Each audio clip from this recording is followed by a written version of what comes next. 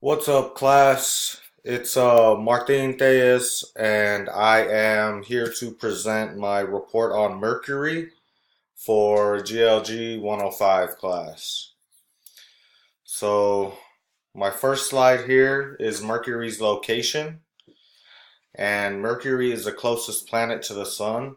It orbits in a highly elliptical orbit ranging from 46 million kilometers from the Sun out to 70 million.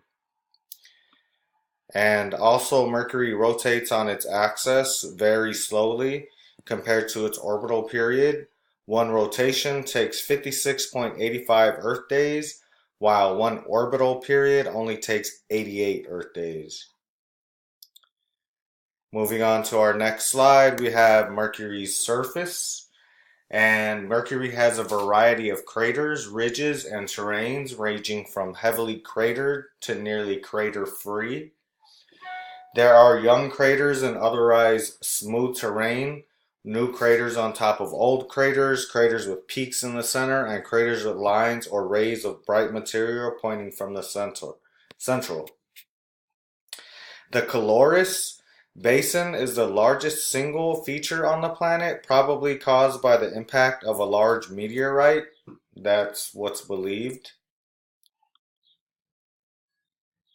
My fascinating fact was Mercury may have had volcanoes.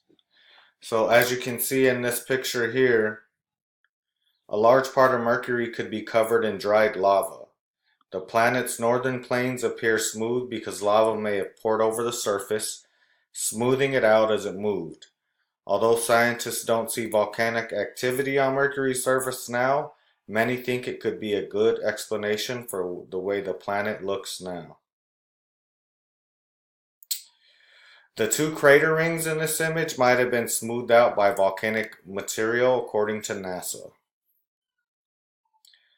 My next page slide here is my thoughts. Should we spend money on further researching Mercury? I would say yes, and I say yes because there's ice on the planet, so that means that there's potential for life. So why not go and explore, right? Also, it's craters. We can look for more other signs of life because they're so deep. You never know what could be in them.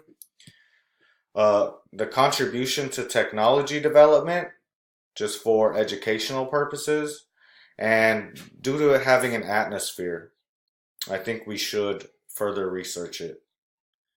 And here are my references that I used. And thank you for watching my report on Mercury.